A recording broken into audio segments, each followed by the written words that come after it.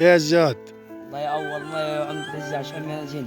والله اول ميه في حياتي. يعني العمده بيومي مزارع زياد. اقسم بالله اول ميه يعني خلاص هتعدي المزارع ان شاء الله. والله العظيم. والله بالصلاة على بجد. النبي. يعني صلاة القنديل. النبي يا رايك صلاة النبي. زرعت زرعت في 3 شبايه فوق. برضك يا صلي على النبي. السلام.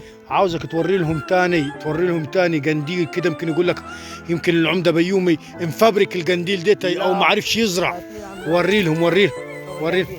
اللهم صل على النبي، اللهم صل على النبي. وبالصلاة على النبي شمال زين مال وري الحلال. لهم وري ده حلال ده تشقيت يدل لك فيه. على الحلال. تعال وري لهم حاجه ثانيه برضك يا زياد عشان ايه ما يقولوش الراجل ده مفبرك. ايه رايك؟ بالصلاة على النبي. حاجي يعني بص حاجات الحمد لله على الطبيعه، ارض الطبيعه. فانت تقول ايه يا عم زياد في العمده بيومي يعني في الزراعه؟ بالصلاة على النبي وخلاص هتعدل، مش هتعدل فلاح. تعبت انا زرعتين يا زياد، زرعتين الشام دي ما ادتنيش زرعتين. يا اخي ابني الحمد لله قال لك الثالثه تابتي. قال لك كل ما تصبر.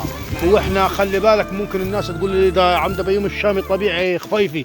انا مخليها خفيفي، مخليها غلايه وغليتين هم زي ما انتم شايفين. شفتوا غلايه وغليتين. ربنا يغنينا بالحلال. المال الحلال والله ده مال حلال وتعبت فيه وشقيت فيه.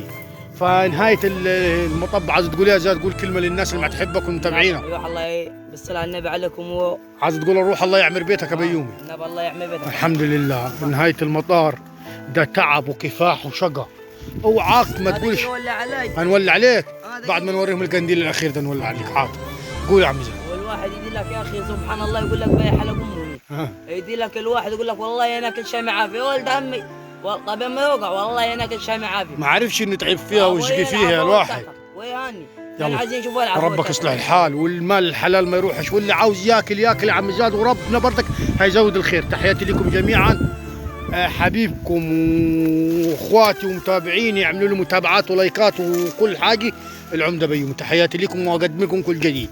تحياتي لكم وربنا يزيد علينا الخير وعليكم يا رب.